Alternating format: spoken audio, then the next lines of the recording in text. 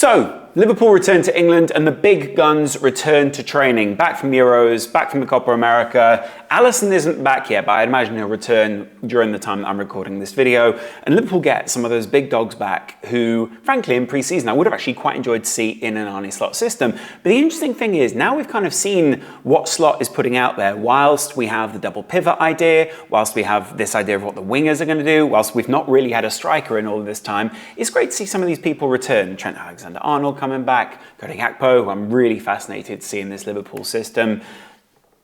Darwin Núñez, Luis Diaz. Diaz apparently still want away, as they call it. But apparently he's having a great time with Virgil van Dijk. There are interesting sides to this. Pictures like this make people write headlines. And there are plenty of people at the moment writing headlines that Luis Diaz wants to go to Barcelona, say, or Darwin Núñez wasn't happy last season, or that Joe Gomez is now content, or that Trent Alexander-Arnold is going to put Liverpool's worries at rest. Plenty to discuss in terms of headlines. These guys are back, of course, working hard out there. They're also launching a new kit. Joe Gomez, Virgil van Dijk. Oh, I mean, this. Just chef's kiss, guys. If you're going to launch a kit, you want Virgil van Dijk in it. You want him on a simple black background in shades. I may have picked some different shades, but it's still a great kit. Available right now on the Liverpool website. And if you want anyone to launch it. What I did enjoy, by the way, was watching the videos of the Liverpool players walking around hugging all the old ladies that work at the training ground. You can see this isn't just, I mean, it is a job to these guys, but there is a bit of a sense of community around Liverpool right now. And the worry, overall, I guess, is, I saw this on Twitter, I think it was the other day. Yeah, it must have been because I downloaded the full picture. Someone made this list of everyone that Liverpool has in all of these different positions. And as much as it feels good to get some of these more senior players back, as much as it feels nice to have, you know, everyone back and playing the system, it does show that Liverpool will need to loan some people out, sell some people, and move some people on. And ultimately, there will be some difficult decisions to be made this season. Are Liverpool going to be able to get a 6? Well, now that Atalanta are going to sell probably Koop Miners to Juve, I don't reckon they're going to let Ederson go this summer. If we can't get one of our prime transfer targets, then I don't know if Liverpool are going to move for people that they don't really want. Do you know what I mean? I know there are going to be other people down the list. Like, you're not always going to get the very people at the top of your list. But the point is that in that midfield, I think we're still maybe one person short.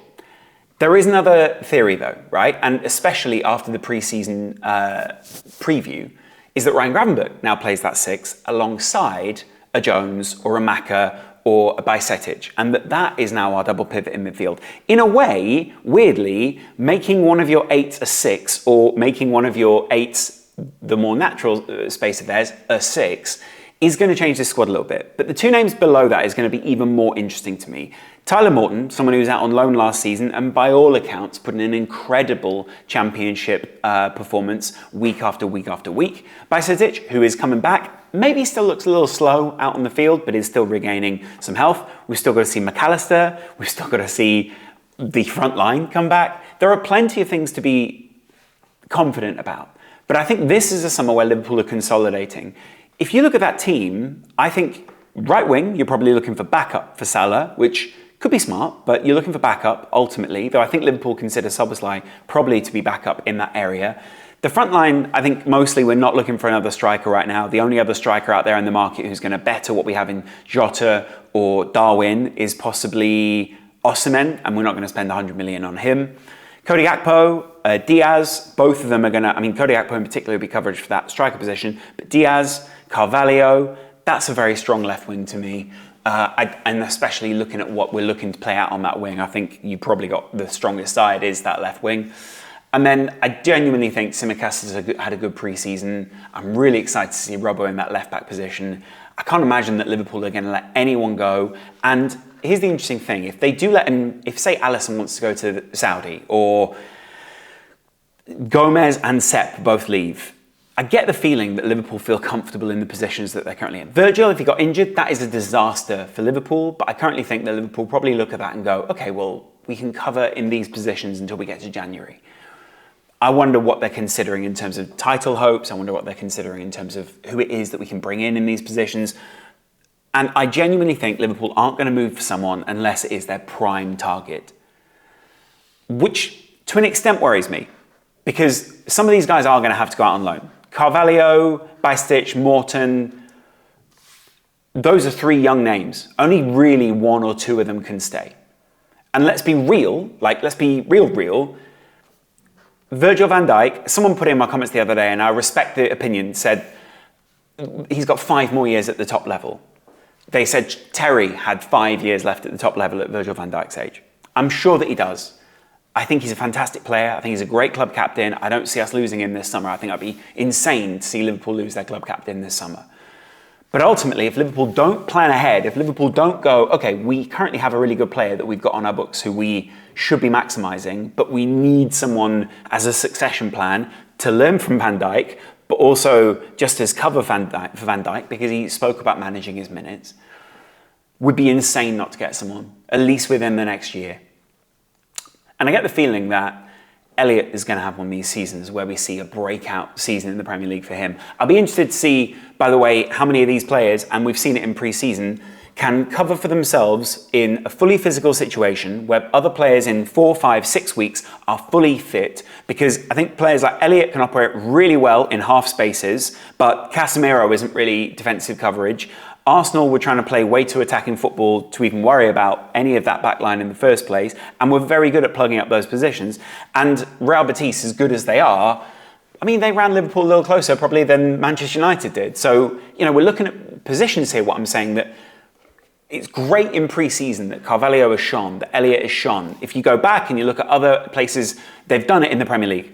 Elliott has consistently done it in the Premier League. When I was there for the Spurs game and the last game of the season, I was always thinking, wow, this team is set up for Harvey Elliott to shine, Szoboszlai to shine, that midfield to evolve under another manager. You forget, the Klopp midfield was quite a functional midfield that people were asked to play in, and as functional as a double pivot can feel, it's an incredibly facilitative double pivot. If you've got Jones and Gravenberch alongside each other, that is a midfield that can receive, move away from someone and carry the ball forward with Jones and Gravenberch and Maka. That's before we've even gotten into Endo, Bajcetic and Morton.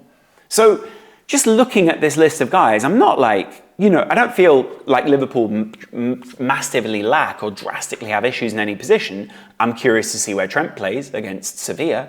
I'm curious to see where Robbo plays. But if you look at Liverpool's pre-season, where Szoboszlai is standing is where our furthest forward striker was, and Salah and Carvalho were the most further forward attackers. So I think a lot of people are going on what they would have done if Klopp was still at the team. I think a lot of people are still going on what they would have done if it was just a consistency run through and we'll just get someone else who fits into this position. It doesn't work like that at the moment. And people are going to be saying, we need to sign a midfielder, we need to sign a centre-back. I get that. Fabrizio Romano, all the big ITKs are saying these are the weeks to look out for what Liverpool are doing. Now, maybe he's just doing that for clicks. And actually, I think if we started the season with this squad, I'd actually be quite content with where we're at. But if we are to make some progress, if we are to keep moving forward, if Liverpool pick up injuries, which inevitably we will throughout this season, I think we need to sign at least one more centre-back. We need to sign at least one more midfielder. And we need to work out whether Luis Diaz is staying, because I don't want to see him leaving something like January. And we need to work out what Carvalho's position is, because I think if Liverpool get a 30 million bid for him, there's a possibility he's off.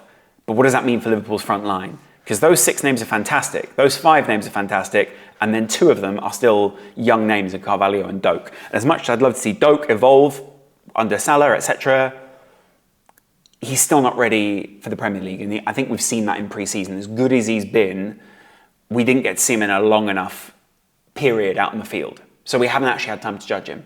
But you know what I'm saying. I'd love to know your comments below. A lot of people have got a lot of theories. And a lot of people also thought we didn't do that well against Manchester United. I still think there's a little bit of clutching at straws from that Manchester United situation. I don't think you can expect anyone to play a front line or a back line which is going to be fully fit or fully knows what the system is just 3 weeks into it. And let's face it, I think at this point we know what it is that Slot is looking to do when it comes to, he's looking to funnel them into the middle and then make them take low quality shots, which ultimately a goalkeeper should be able to deal with, and reduce the shots rather than just completely take them away.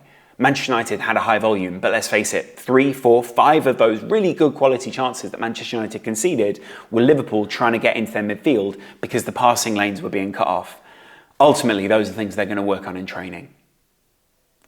I look forward to seeing what you guys have to say. The big boys are back. It means that when we play Sevilla, when we play Las Palmas this weekend, I think we should be expecting at least 45 minutes for Robbo, Gomez, Konate. I'd be interested to see what we do with Konate. Let me know in the comments below what you guys think of Konate. Will we keep him in the long run, or do you reckon we get a lot of upside value for him and we bring someone else in, or ultimately we promote from the academy? Because I think as much as this obviously shows a lot of our first team regulars, I think there are a couple of guys coming through the academy that will get opportunities in the FA Cup and will get opportunities in the League Cup this season. But let me know in the comments below. Much love. See you guys in a little while.